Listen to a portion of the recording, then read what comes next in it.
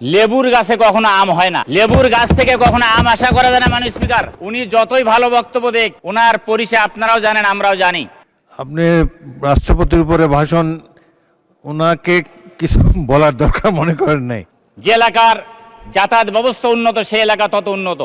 মাননীয় স্পিকার, প্রথমে আমি আমার জেলা গাইবান্ধা জেলার একটা ব্র্যান্ডিং আছে, স্বাদে ভরা রসমঞ্জুরির ঘ্রাণ, চরাঞ্চলের ভুট্টা মরিচ, গাইবান্ধার প্রাণ।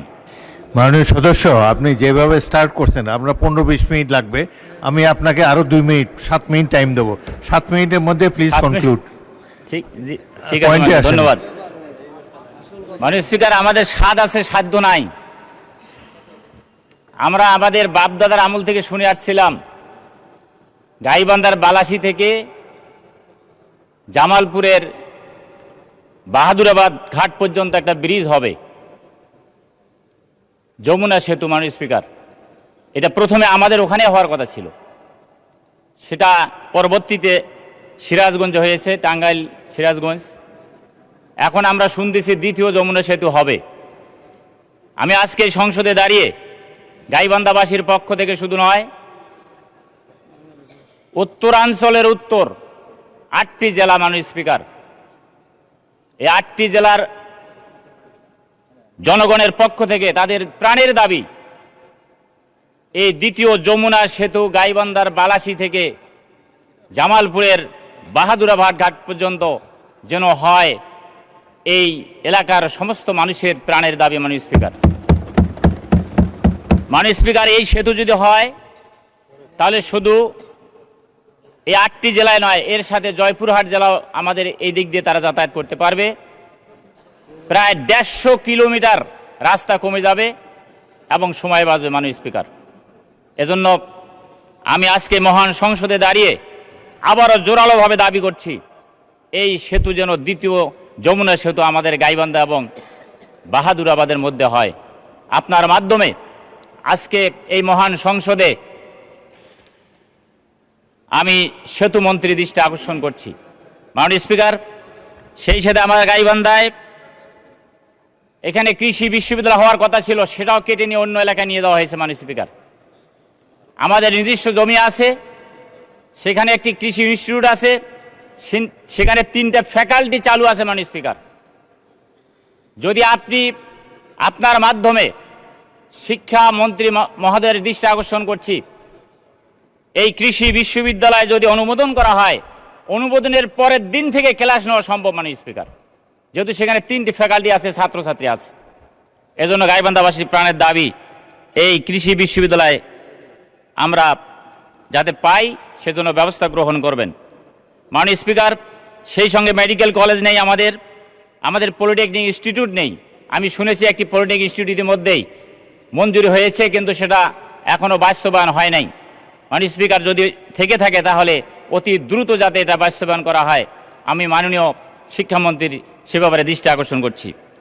মাননীয় স্পিকার, আমার গাইবান্ধা শহর সবসময় যানজট লেগেই থাকে, কারণ শহরের মাঝখান দিয়ে রেলপথ আছে। মাননীয় স্পিকার, এজন্য এই যানজট নিরসনের জন্য একটা ফুট ওভার ব্রিজ অথবা ছোট্ট একটি যদি ফ্লাইওভার নির্মাণ করা যায়, তাহলে আর এখানে যানজট থাকবে না। আমি আজকে মাননীয় সড়ক মন্ত্রী মহোদয়ের দৃষ্টি আকর্ষণ করছি, যাতে আমার গাইবান্ধা শহরে ফুট ওভার ব্রিজ অথবা ফ্লাইওভার নির্মাণ করা হোক। মাননীয় স্পিকার, আমি যে এলাকার এমপি নির্বাচিত হয়েছি, সুন্দরগঞ্জ উপজেলা, এখানে জনগণ আমাকে অনেক প্রত্যাশা, অনেক আশা নিয়ে আমাকে নির্বাচিত করেছি। আমার এলাকার সর্বপ্রথম সবচেয়ে বড় যে সমস্যা, সেটা হচ্ছে যাতায়াত সমস্যা। যে এলাকার যাতায়াত ব্যবস্থা উন্নত, সেই এলাকা তত উন্নত। আমার সুন্দরগঞ্জ আর 2 মিনিট সময় দেওয়া হলো, 2 মিনিটের মধ্যে সাম আপ করেন। মাননীয় স্পিকার, আমি আমাদের স্থানীয় সরকার মন্ত্রী মহোদয় এখানে আছেন, ওনার দৃষ্টি আকর্ষণ করছি, এই 70 ভাগ কাঁচা রাস্তা দ্রুত কিভাবে পাকাকরণ করা যায়, আমি মাননীয় মন্ত্রী মহোদয়ের দৃষ্টি আকর্ষণ করছি। মাননীয় স্পিকার, আমার সুন্দরগঞ্জের প্রায় 7 লক্ষ মানুষের বসবাস, সেখানে একটি 50 শয্যা বিশিষ্ট হাসপাতাল, এটাকে আমি 100 শয্যা উন্নীত করার জন্য আমি আগেও বক্তব্য রেখেছি। মাননীয় স্পিকার, আজকেও আমি সেই দাবিটি করছি এবং সেই সাথে এই স্বাস্থ্য কমপ্লেক্সকে আধুনিকায়ন করার জন্য আমি স্বাস্থ্যমন্ত্রী মহোদয়ের দৃষ্টি আকর্ষণ করছি। মাননীয় স্পিকার, আমার সুন্দরগঞ্জ এখানে 60টি ইউনিয়ন যমুনা, তিস্তা এবং ব্রহ্মপুত্র নদী বেষ্টিত। প্রতি বৎসর এখানে ভাঙনের হাজার হাজার মানুষ ঘর বাড়ি ভিটামাটি ছেড়ে অন্য জায়গায় চলে যায়।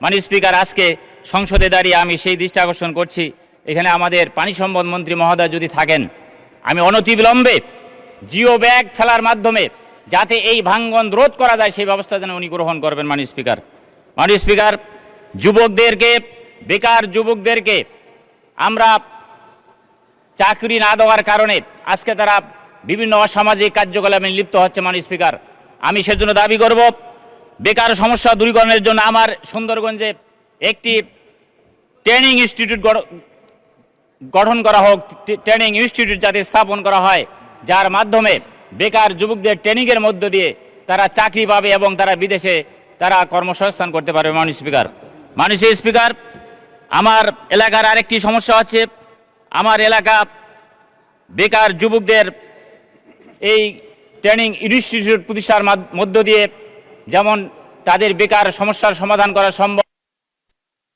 আপনি রাষ্ট্রপতির উপরে ভাষণ, ওনাকে কিছু বলার দরকার মনে করেন নাই? আচ্ছা বলেন, 1 মিনিট বলেন। আমি দাবি করছি আমার এলাকার তরুণ যুবকদের জন্য খেলার মাঠ, আমাদের মাননীয় প্রধানমন্ত্রী বলেছেন পেশাজীবী খেলোয়াড় তৈরি করবেন। পেশাজীবী খেলোয়াড় তৈরি করতে হলে খেলার পরিবেশ তৈরি করতে হবে, অনুকূল পরিবেশ। মাননীয় স্পিকার, এজন্য আমি স্টেডিয়াম চাই, আমার এলাকায় যাতে একটি স্টেডিয়াম নির্মাণ করা হয়।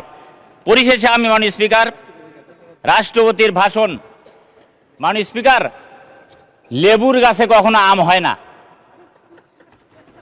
লেবুর গাছ থেকে কখনো আম আশা করা যায় না। মাননীয় স্পিকার, উনি যতই ভালো বক্তব্য দেখ, ওনার পরিচয় আপনারাও জানেন, আমরাও জানি। উনি বিগত দিনে এই সংসদে শহীদ প্রেসিডেন্ট জিয়াউর রহমানকে নিয়ে কটাক্ষ করা হয়েছে, ওনার উচিত ছিল উনি একজন প্রেসিডেন্ট হিসাবে সেটা নীরবে সহ্য না করে ওনার উচিত ছিল, দায়িত্ব ছিল কথা বলা, কিন্তু সেটা করেন নাই। এজন্য মাননীয় স্পিকার, আমরা তাকে ধন্যবাদ দিতে পারি না, দুঃখিত। মাননীয় স্পিকার, পরিশেষে মাননীয় স্পিকার,